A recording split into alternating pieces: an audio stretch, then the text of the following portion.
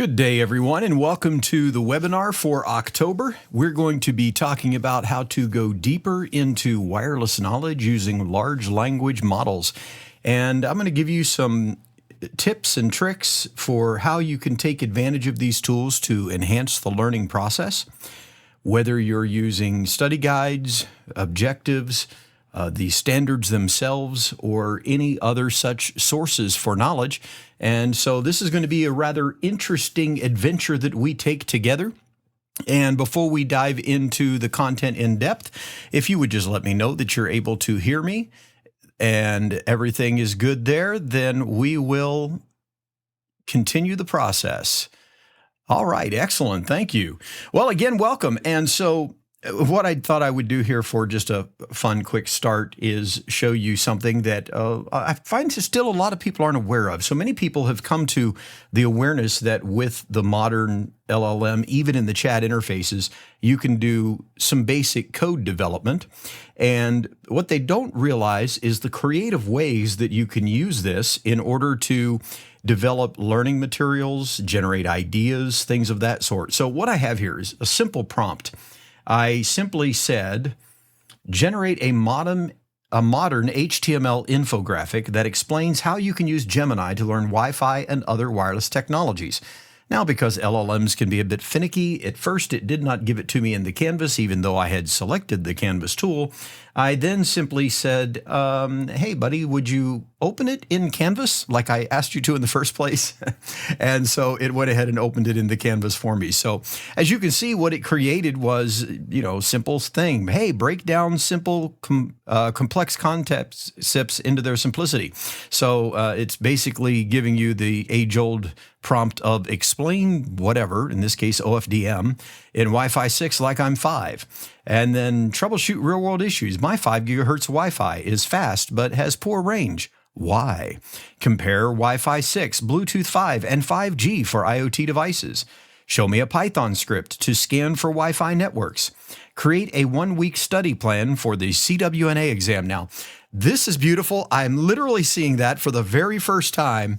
And the reason it's beautiful is because I didn't mention anything about CWNP in my prompt. I literally launched this prompt right before I went live for the webinar. I had not scrolled down to see that this fifth one was literally creating a study plan for CWNA. Beautiful, Gemini. You're a wonderful supporter of the CWNP program. Now, we see then a very interesting concept already, because already the first thing that I want to bring to your attention is that sometimes you might miss things that you should focus on. And LLMs are great for pointing that out to you. The reality is that many times we come to the LLM with the specific thing that we want to ask of it. And by the way, you'll notice I'm using the term LLM and not AI. And that's because this is one form of AI. And I refuse to do what everybody else is doing and simply say, when you use AI, and what they really mean is when you use generative AI or large language models. So that's just a finicky pickiness that I have. So the key is that there are probably things already in this list that you hadn't thought of before.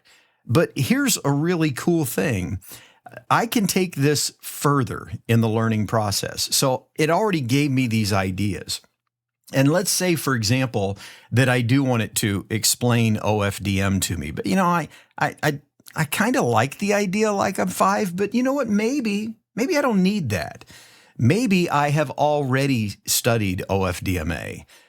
I've listened to a video presentation where Tom Carpenter talked about it at WLPC, or somebody else talked about it at WLPC or at another event. And I've watched videos already, and I'm ready to go a little bit deeper. The point is, you can create your own tools for learning that go beyond just prompting the interface. That is to say, you can have a tool that allows you to prompt the LLM, but prompt it differently depending on what information you want, or interact with it in different ways. So what I mean is you can actually have your own little applications that allow you to interact with the LLM programmatically without having to pay anything for use of the API. At least we can do that today with Gemini and to a certain extent with ChatGPT.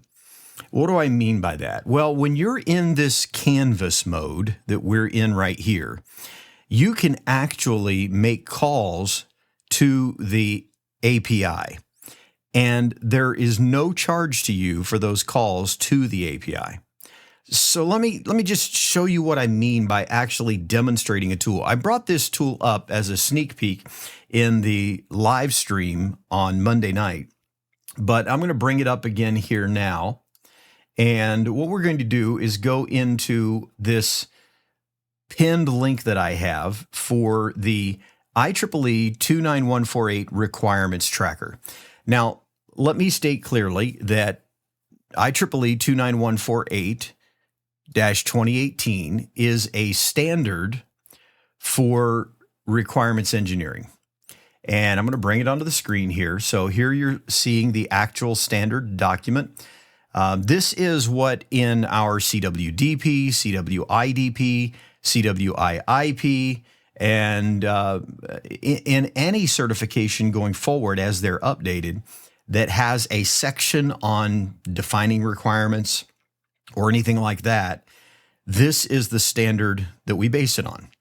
Because rather than having it be someone's opinion as to what is a good requirements development process, we want to go with a standard. And this standard has a huge history behind it. It actually goes back to the late 1960s, first developed in the military. Over time, it diverged into two different sets of standards along a track. Then it converged together into ISO and IEC standards, and eventually also IEEE came on board, and it became the ISO, IEC, IEEE 29148 standard.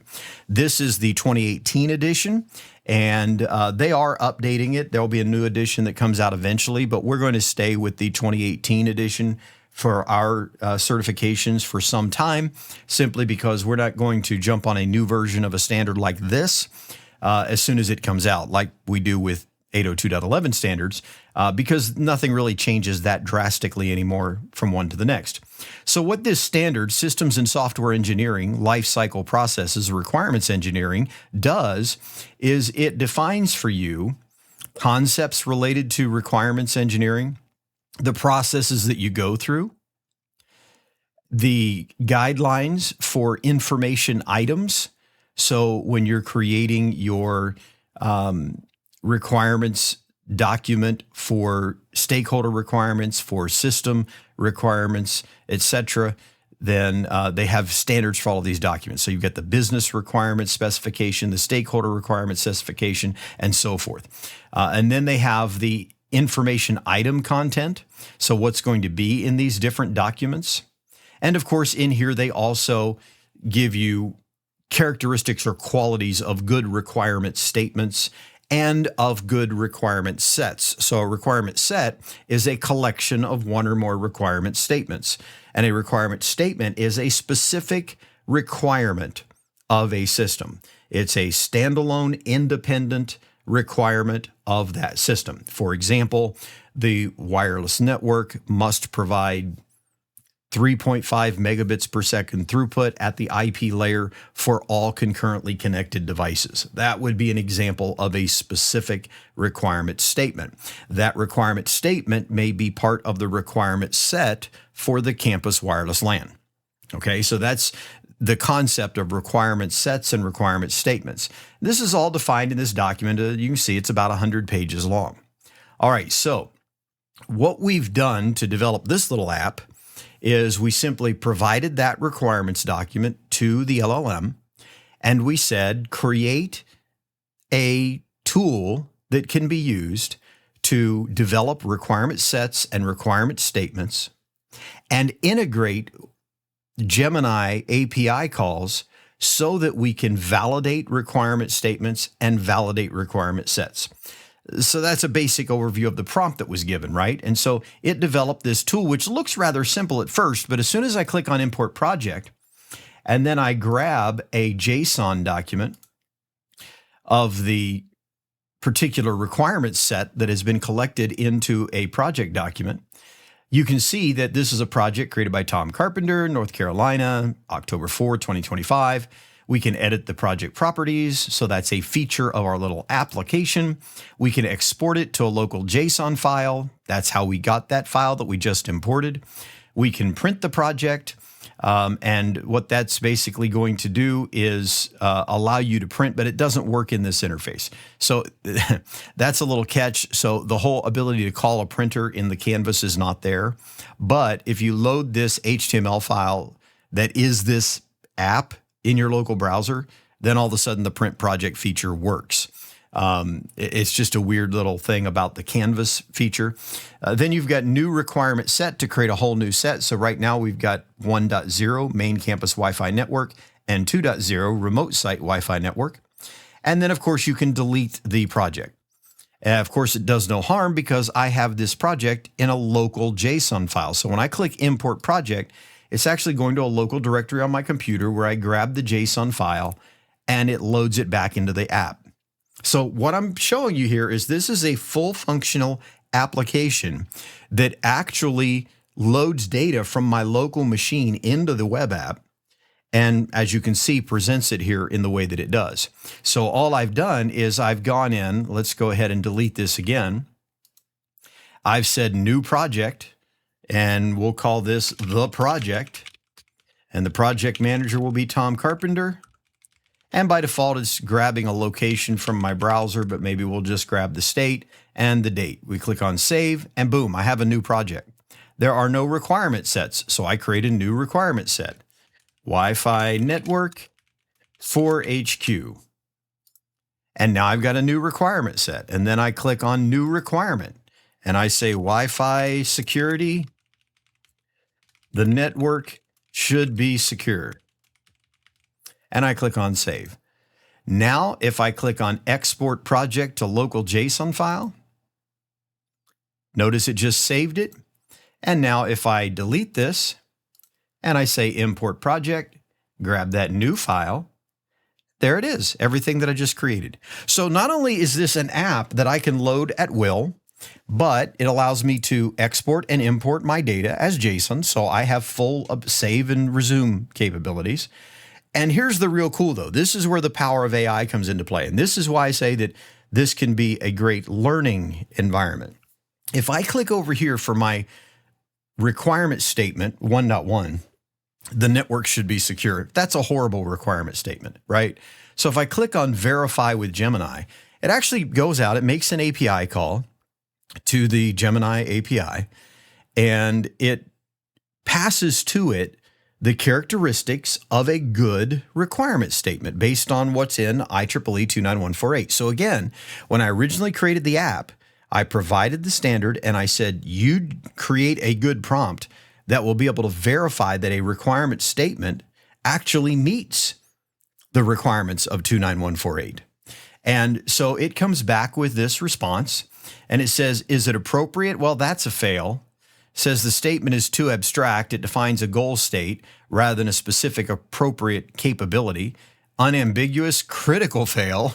The term secure is highly subjective and vague. Is it complete? Another critical fail. The requirement is insufficient. Is it singular? A marginal pass. Is it feasible? Who knows? Is it verifiable? Another critical fail, etc. And so then we go on down here and it gives me an overall assessment, suggestions for improvement. And if we look even further, it may give us a full example statement like the network communication between the client interface and the central server shall utilize encryption compliant with TLS 1.3. Well, that's not a very good one, but I'm getting hints to how it might become a better security statement. So let's go ahead and close this and edit our statement because I'm learning how to write a good statement. I can say all, let's try this again, all connected devices shall use WPA3 SAE or WPA3 Enterprise for authentication, key management, and encryption. Something like that. Fix our little typo there, and we'll save that. And now if we verify it, let's see what results we get now. We should see that we start passing some of the things, and yet it might continue to criticize my requirement statement. The point is, by actually writing a statement, having the system criticize it, fine-tuning that statement, having it criticize it, you can't get a better learning process for how to learn to write effective requirement statements.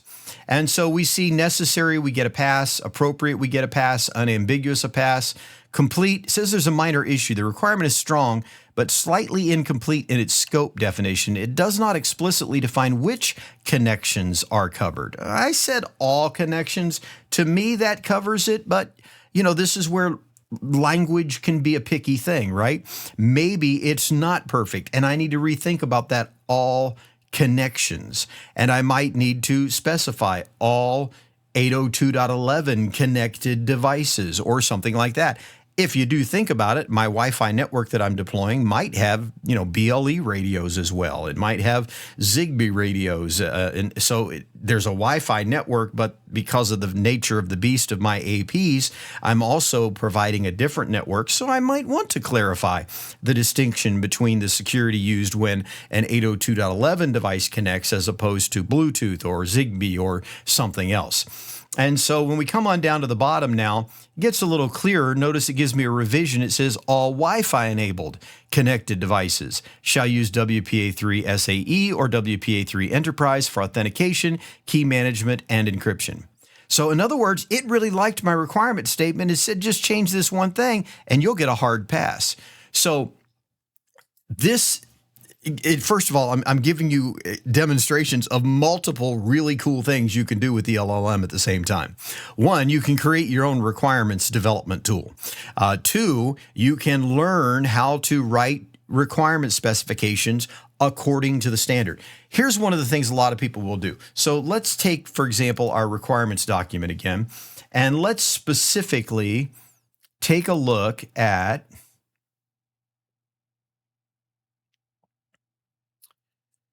the requirements definition process. That's the processes, concepts, characteristics of individual requirements right there. You see that? This is, I started to say objective. This is section 5.2.2.4, 5, and 6. You see requirements construct, characteristics of individual requirements, and characteristics of a set of requirements. So let's start at requirements construct. And you see right here, it says a well-formed stakeholder requirement, system requirement, and system element requirement shall be developed. This practice contributes to requirements validation with the stakeholders, etc. And this is a well-formed requirement contains one or more of the following. It shall be met or possessed by a system to solve a problem, achieve an objective, or address a stakeholder concern. It is qualified by measurable conditions. You can say whether it's being implemented or not. It is bounded by constraints. It defines the performance of the system when used by a specific stakeholder or the corresponding capability of the system, but not a capability of the user, and it can be verified. Now, if we go down further, we see that a common approach is to stipulate that requirements are mandatory binding provisions and use shall. Non-requirements, such as descriptive text, use verbs such as are, is, and was. It's best to avoid using the term must. So they're giving you all these guidelines. Then they even give you a template. And we share this template in all of our training on requirements because it's an excellent way to look at how to develop a requirement statement. Condition, subject, action, object, constraint of action. And then they give examples. And then you go down further and you get your characteristics. And here's where it gets cool, right? It's necessary. It's appropriate. It's unambiguous. It's complete. Does that sound familiar? That's the stuff that our little app was validating that our requirement statement meets. So when I provided this document to it, it was intelligent enough to go in, look at the document, and find these characteristics and say, all right, those are the things I'm going to compare it against. But here's the thing. I find when people are studying for, say, CWDP or CWIDP, and they want to memorize the characteristics of individual requirements, They try to just make the list. Necessary. What's that mean? Appropriate. What's that mean? But imagine that instead you went through the process of creating 15 or 20 requirement statements, and maybe you took advantage of the process and you actually created them for your job, the task you're currently working on. And you're using that to help you learn these characteristics. And you have a tool like the one we're in now, like the one we're in now, that allows you to actually create a statement and then have it analyzed against those characteristics. And then it's giving you feedback on them. There is no better way to learn those characteristics of the requirement statements. I mean, all the research shows us this. The best way to learn is to get in there and do it. And so if you create a statement and it's critiqued, and then you're saying, okay, this time I missed on these characteristics and I fixed it. And then you create another statement. Now I missed on these characteristics and you fix it. Think about that. Going through that process 10, 15, 20, 25 times and creating actual requirement statements for valid systems that you need to be managing in the real world for your work. You are actually learning through engaging the process this information about how to create a good requirement statement. And here's the thing. I intentionally created a bad requirement statement. I actually have to think now to create a really bad requirement statement because I've been through the process of creating it and then comparing it with these characteristics and then fine-tuning it and so forth. I've been through the process so many times that I just usually automatically create, I would call it a pretty good requirement statement. And what I find is when I create my requirement statements and I do the verify with Gemini in a tool like this, I tend to see that maybe I missed one thing slightly. Maybe there's a slight improvement that's needed. It's never a really painful experience anymore where there are so many things in my requirement statement that need to be tuned. So that's the point. Let me just show you the code. So if we go into the code here, this is the actual code for this app, a bunch of HTML because it's a web app. And we scroll down through here, and eventually you'll get to these areas where you start to see some green lines, and then you see these purple functions. Okay, so these functions are our JavaScript code that's making it all work. And eventually we'll get down here, right here, see this verify single requirement function? And then you see the prompt. It says you are an expert in systems and software engineering, specializing in IEEE 29148-2018. Your task is to analyze a given requirement statement and verify if it meets the characteristics of a well-formed requirement, as defined in Section 5.2.5 and the language criteria in 5.2.7 of the standard. And then it says the key characteristics of an individual requirement from 5.2.5 are, look at that, there they are, necessary, appropriate, unambiguous, complete. Again, I did not write one single character of this code, not one single curly brace, not one single period, not one single word. I simply prompted it to develop this for me. But because I provided it with the standard document for IEEE 29148-2018, it went in there, grabbed these characteristics out, and pulled them into the app. And then it said the key language criteria from 5.2.7 are, and then it says analyze the user's requirement statement.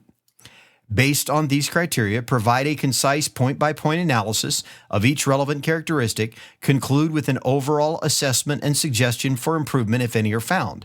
Format your response in Markdown. Start with a verification analysis heading, followed by bullet points for each criteria, and end with an overall assessment and suggestions for improvement section. So there you go. Quite a lengthy prompt, but it takes care of all of that prompt for me. And then when we get down here to the verify requirement set, now it's saying first analyze the set as a whole against the characteristics defined in section 5.2.6. So different characteristics now. It's a set, so it needs to be complete. It needs to be consistent, feasible, comprehensible, and able to be validated. And then, look, we're going to go for each individual requirement within the set. And then we'll provide a concise summary analysis, format the response in Markdown, etc., and so forth. Now, if we go back over here, and I'm going to import my other project again because it has more requirement statements in it. And let me delete this one. It does allow for multiple projects to be loaded at the same time. So we have here our Wi-Fi design project. And what I want to show you is this verify set, with Gemini. So here we have 1, 2, 3, 4, 5 requirements. We click on Verify Set. Now it's looking at the characteristics of a requirement set. Once again, for learning, it's letting me dig into those requirements and see if indeed I can actually analyze all of the individual requirements, or rather the entire requirement set, to meet the requirements, and it will warn me. So it says for complete, well, the verdict is it's incomplete. It's not sufficiently complete. You know, you've got requirements 2 and 3, reference requirement 1.1, but the provided list only contains requirements 1, R2, R3, R4, R5. Assuming 1.1 is a typo for R1, this needs resolution. Missing scope. The set lacks requirements for critical aspects of a system, such as network management, availability, failover, quality of service. The point is, it's bringing to my attention other things I might need to address. Missing definitions as well. Consistency, it's addressing that. Is it feasible? It's addressing that. Is it comprehensible? And then it's going through every one of the individual requirements in the set. So as you can see, quite a lengthy analysis of my requirements. Not only this, but what I've also done is I've taken it to the next step. So I've got this JSON data, right, that I could potentially work with. This is my export feature from this tool. So I said, hey, you know, what if I had another tool that imports the JSON title or the JSON data to give me visualizations of my requirement set in different ways? So I said, let's take a look at that. And I came up with this IEEE 29148 requirements visualization dashboard. So notice when this one loads, it just immediately says, load your JSON data. So I click on it, I grab my data, and now I have a hierarchical view of the data. So here we can see our different requirements. And here we see the requirements for the remote site. I have a board where I can just click on the requirements for each of the different sets and see more information about them. I have a mind map where I can expand and collapse my requirements hierarchically. I have a data table that just lists all the requirements, but allows me to filter down. So if I put in remote, it filters to the remote site. Great. And I have a matrix where it looks at my traceability matrix or dependency matrix. In other words, it's saying what requirements depend on other requirements to be able to be completed as requirements.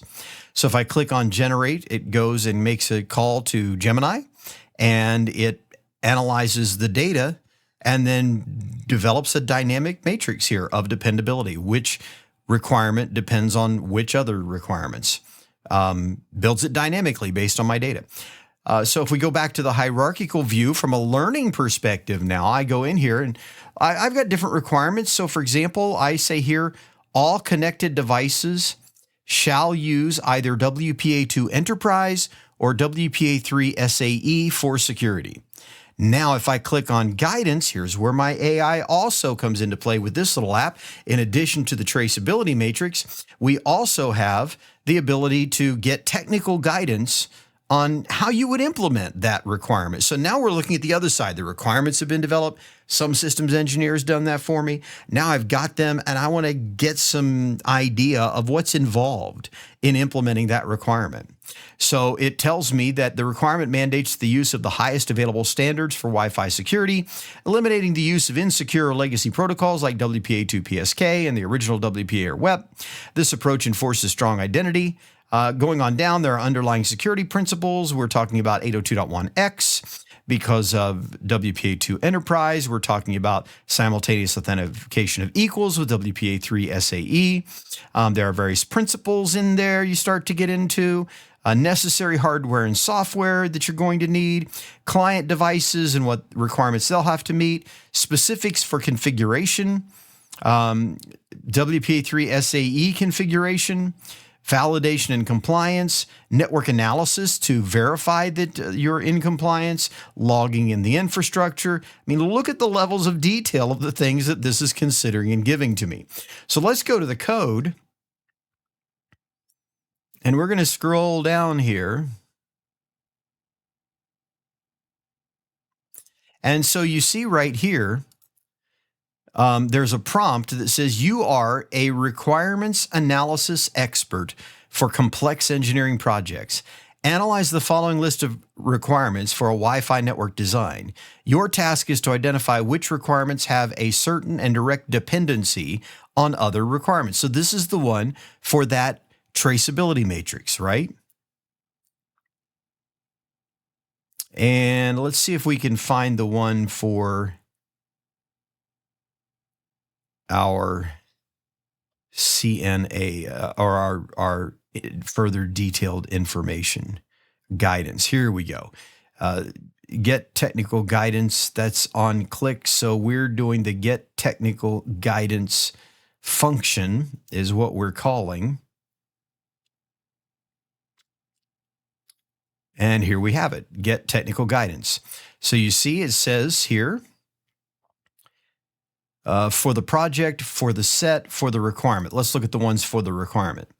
It says, provide a deep technical dive into the following Wi-Fi requirement. It passes it to it.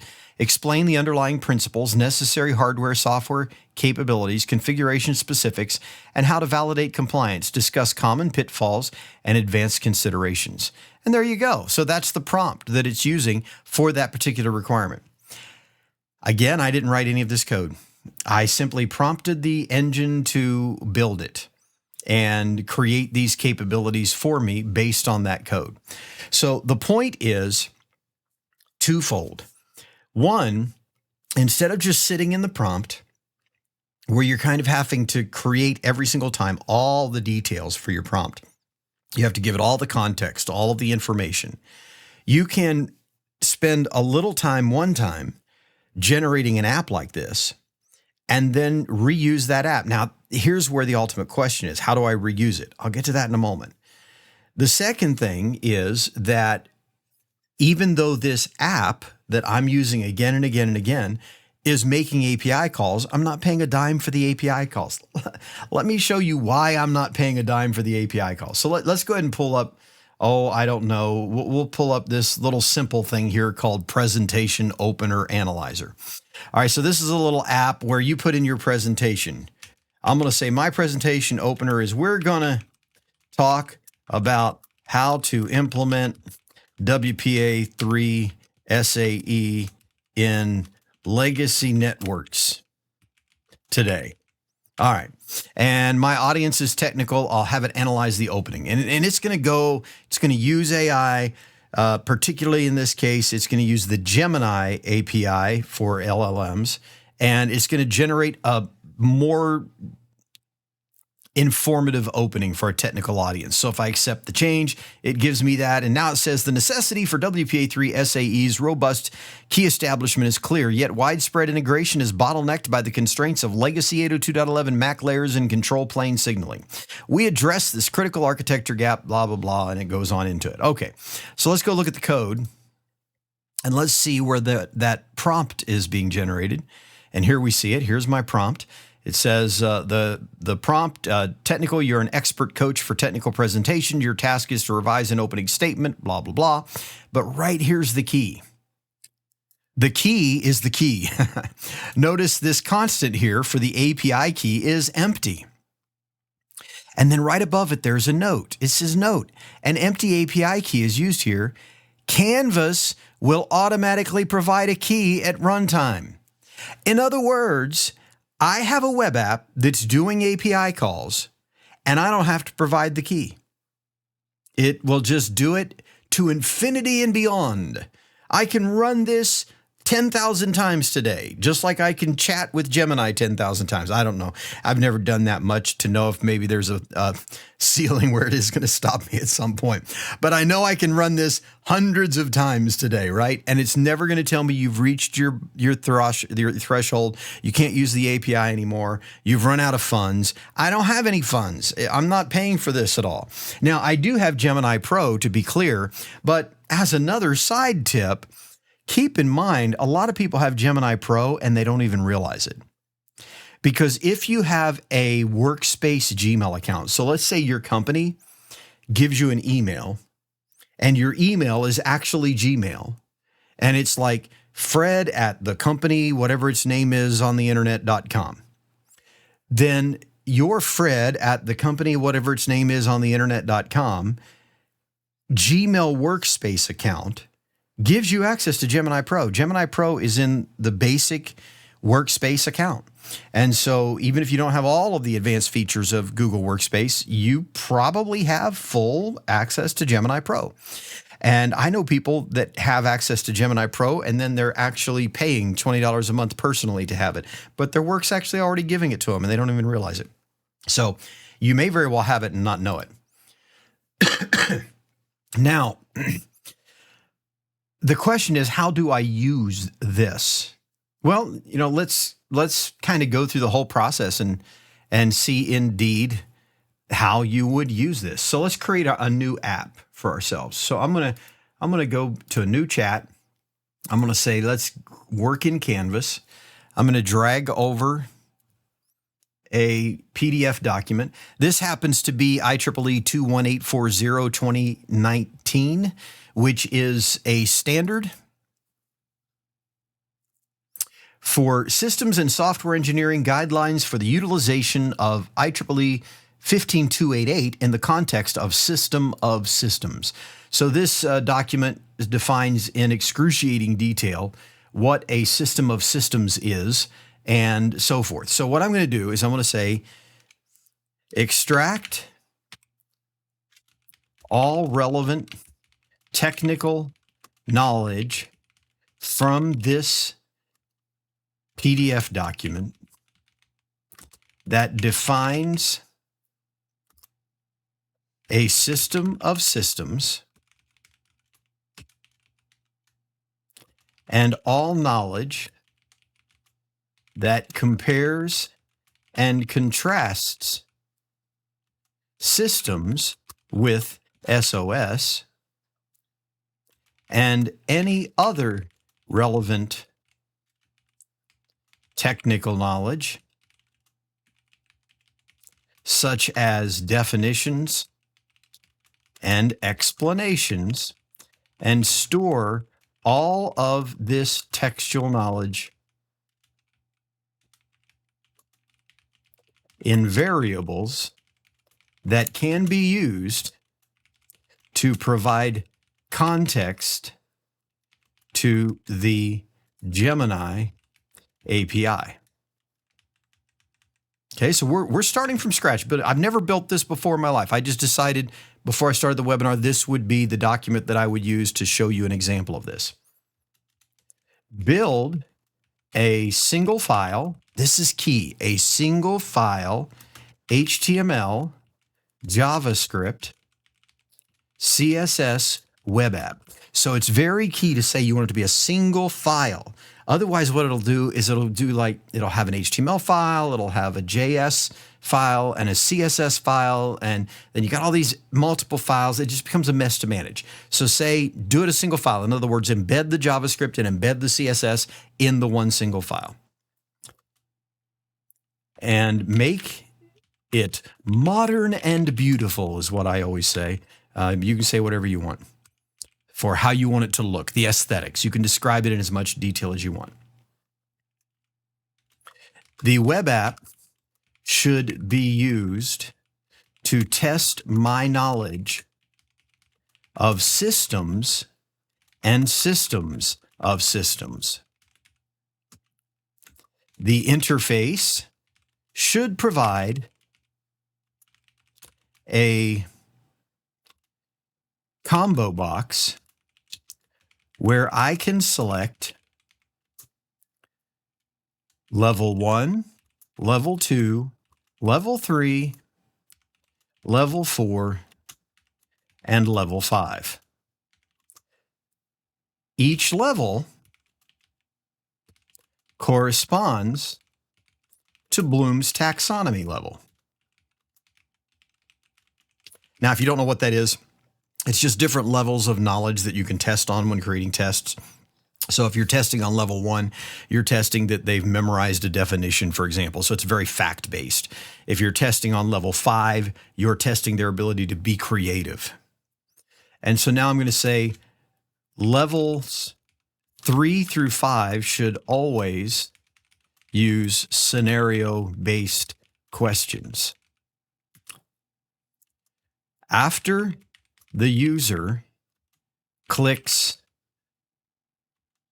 Create Question, you should use the Gemini API and all the knowledge in the variables that are part of the application to generate a unique question and answer set for the user. This question and answer set should be in a modal form. That's just a fancy word for a pop-up form. When the user chooses an answer among multiple choices,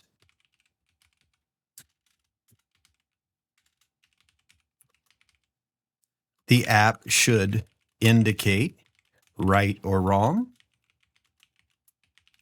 and then provide a detailed explanation. Okay, so we'll just stop it there for now. The point is, notice I'm going to all these details. It seems like, boy, you're putting in a lot of effort. Yeah, but I'm doing this once. I'm doing this once, and it'll create an app for me. So let's see what this creates. Start the Jeopardy music, do, do, do, do, do, do, do, because it can take a while. But we're going to let this run through this, because what I'm doing is I'm taking you through the whole process to create the custom app. And by the way, it doesn't have to be a learning app. It can be a practical tool. And then I'm going to show you how, okay, now we save this locally. So I've always got an archive of it, a backup of it, and then I can load that into the interface at a later time. So it should be done within the next 15 to 20 seconds or so now, since it's actually started the process of writing the app. So you will notice over here on the left, it says that the app will feature a clean, modern, dark mode interface. I didn't tell it dark mode, but it chose that. You'll be able to select a difficulty level from 1, remember, to 5, evaluate based on Bloom's taxonomy. When you click Generate Question, the app will use the Gemini API along with the technical knowledge extracted from the PDF you provided to create a unique multiple choice question. Now, why did I tell it to extract the knowledge from the PDF? The answer is I told it to extract the knowledge from there because I need all that knowledge to be embedded in the HTML document. If it's just in the PDF, then I'll have to always remember anytime I want to load this up again and use it again as a learning tool, I'll have to provide the PDF as an attachment and go through all this mess. And I don't want to have to do that. So I've just told it to embed it in the HTML. Let's look at the code before we try it and see if it even works. Let's look at the code. So here we can see, obviously it's going to start out with a bunch of HTML code. Look here, right here, see this constant knowledge base? And you can see that goes to the right for quite a ways, okay? So it has grabbed all this text out of there to get this information about system of systems, okay? So it has pulled all that. That's the knowledge base. And then we come down further. Excuse me, you see that we have the prompt. You're an expert quiz generator for systems of systems engineering. I don't know that anybody like that exists in the world, but hey, we have an expert quiz generator specifically in the unique niche of systems engineering. And they're going to generate a single unique multiple choice question, etc. They're given the basic structure for what it looks like and so forth and so on. All right, so let's see if it even works. So we'll start with level 1, the easy one, right? We'll generate a question. So right now it's thinking because it's actually talking to the Gemini API. Now it says, according to the definition of key SOS characteristics, which term describes the ability of constituent systems organizations to retain control, preventing the overall system of systems organization from simply tasking them? Operational independence, managerial independence, emergence, or evolutionary nature. Let's go with operational independence. Oh, you're incorrect. It's managerial independence. And then it tells me managerial independence specifically refers to the fact that the constituent systems are managed by organizations, and on it goes. So let's close that and say, all right, failed there. Let's go to the hardest one possible. Evaluate. Generate question.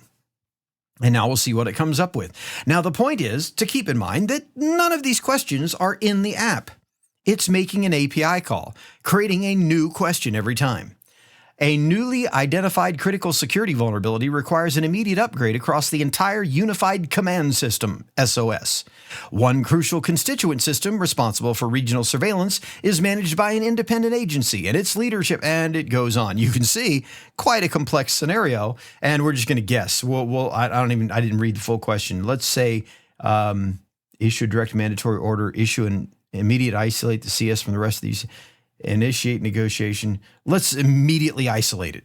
Oh, it said you got it wrong. Okay, so it's incorrect. The core challenge here lies in managerial independence and operational independence. Constituent systems retain autonomy and, okay, fine. I didn't even read the question. The point, though, is, do you see what I have here? I literally have an infinitive question generator on this very specific knowledge base of system of systems. And you saw me create it right in front of you. I've never created this before. Maybe there are some things I don't like about it. Maybe I want it to have different features and capabilities. All I do is I prompt it and change it. And I say, for example, maybe I say, meh, I don't like the dark mode. Give the user the option to switch from dark mode to light mode. All right, so I'm not going to fully take away dark mode. Maybe someday I do want it, so I'm just going to have it give me that ability to switch. And it's going to modify my app, and it's going to give me the ability to switch between dark mode and light mode. Now, again, I want to reemphasize what we're doing here. We are not just noticing that you can write code with Gemini. Hopefully, most of you have seen that, maybe even played around with it. We're looking specifically at generating unique learning tools that allow us to learn. In this case, it's just quizzing me. In the case of the requirements engineering tool, notice what it was doing. It was letting me actually write requirement statements and then have them critiqued and then tune them and have them critiqued again. Through that process, I'm learning to do it. So it's not just about it's a web app. It's this creative use of this, which is not at all the intended use of the LLM providers, but I'm using it to build my own custom learning applications. And you can take it even further in that, I don't know if you've tried to get like the large language models to generate lengthier text, like maybe you want a 25 or 30 page report on how a particular technology works. You really want to go to that level of depth, but all you can get them to write is what would be the equivalent of 2 or 3 pages. Well, you can generate an app that will generate a massive document if you want. I'll actually show you that right before we wrap up here in a minute. All right, so now look up here, it gave me a cute little button. I can click it to go to light mode, click it again to go to dark mode. Boom, my application has that feature now. And it's still the same quizzing application. Okay, so how in the world do I save this so that I can reuse it? Simple. What I'm going to do is I'm going to load up my trusty editor, Notepad. All right, so I'm going to go over to code, and I am going to click in here, press Control A, Control C. That copies all of that code to the clipboard. And now I'm going to paste it into my trusty app.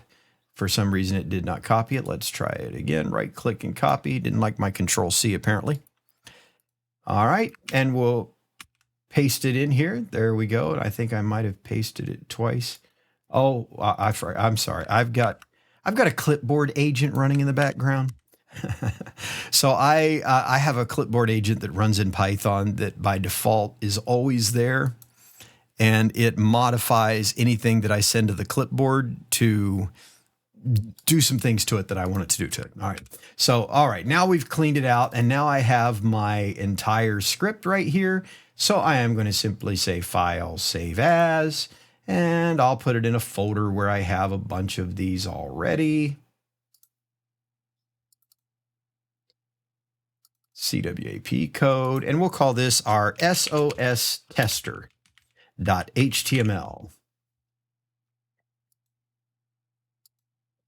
All right, simple as that. Save it. And so now I have that file saved, right? So how do I load this? Well, first of all, it's already in here. If I want to, I can just keep it where it is right here. And I can just come over here to the left and I can right click, or rather I can click the vertical build here and say pin and then give it a name. But I'm not going to do that because what I like to do is I like to say, all right, I've got the app kind of where I want it, and I want that to be a starting point, and I don't want it to have to load all of this context every time. So I'm going to go to a new chat.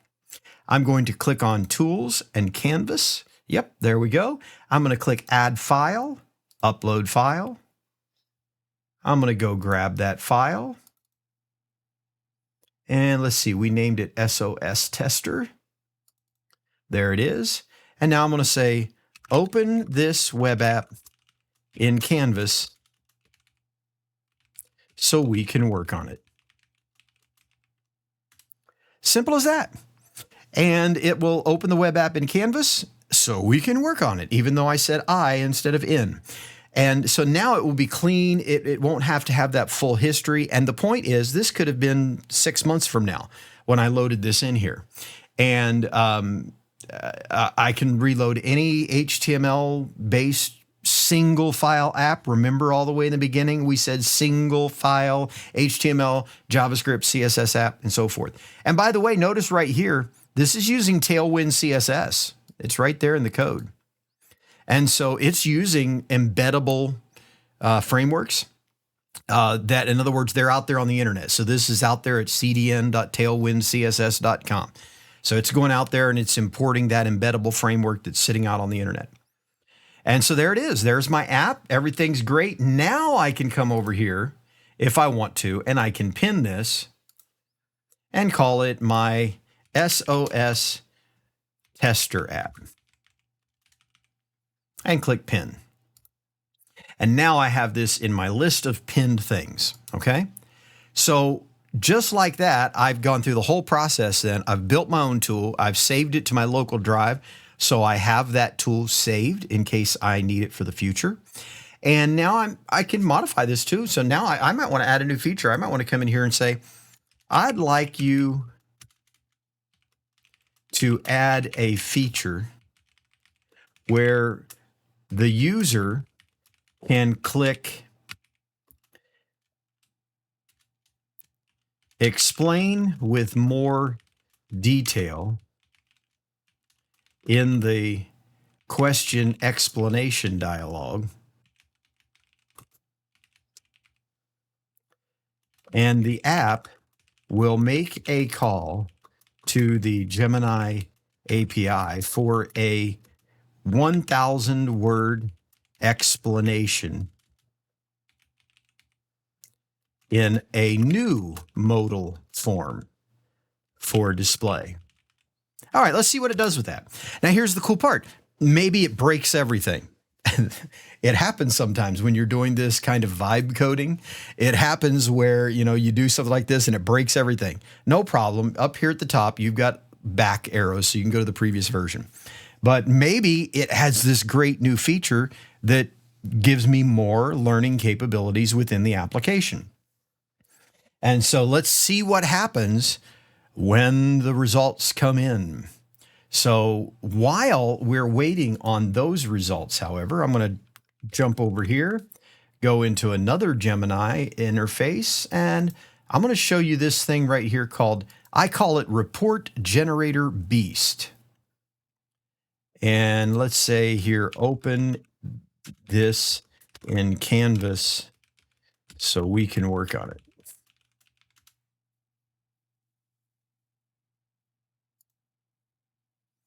All right, so that's going to open that up, and I'll show you that in just a moment. So let's come back over here. It says, all right, I made the changes. Let me know if you like it. So let's go with, we'll do a new level. We'll do understand. We'll generate a question. And let's see what we get.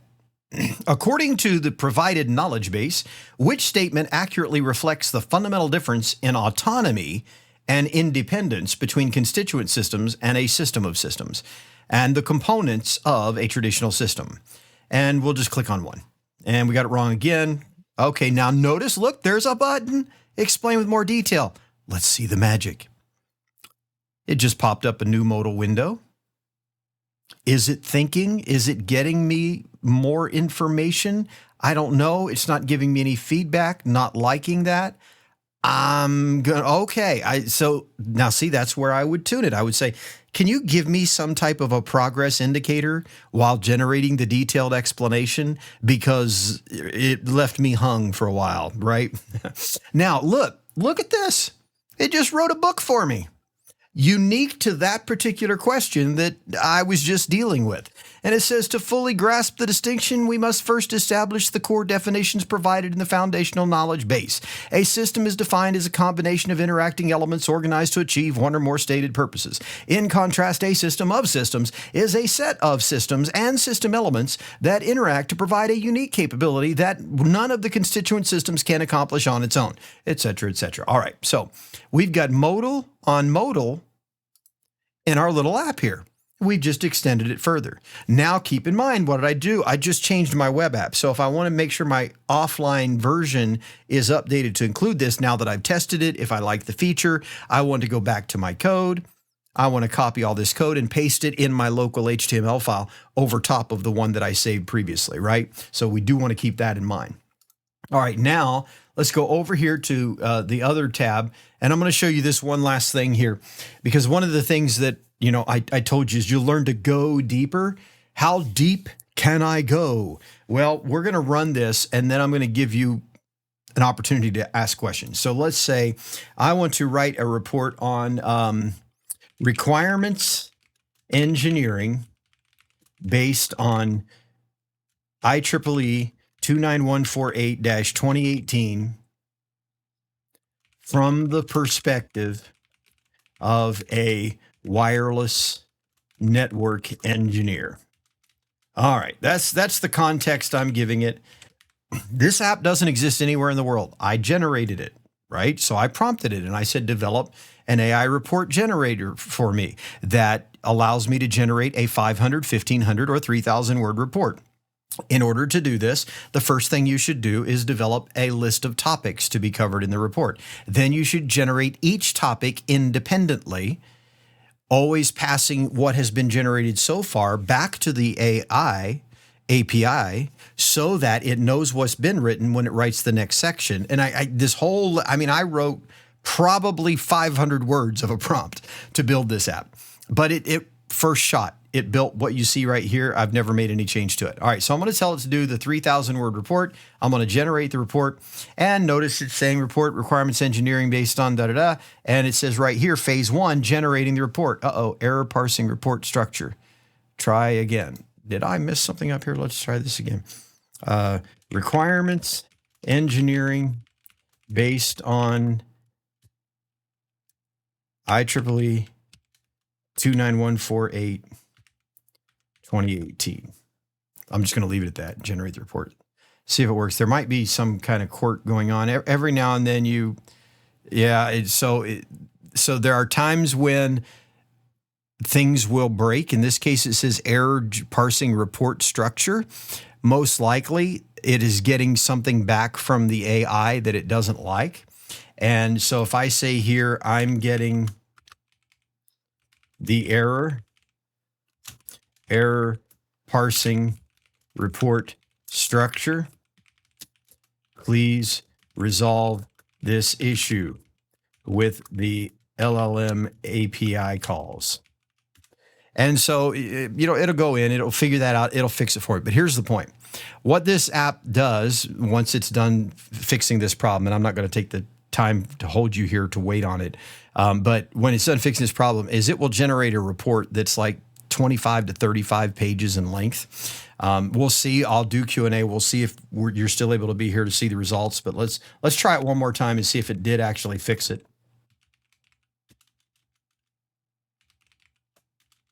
Learn to type.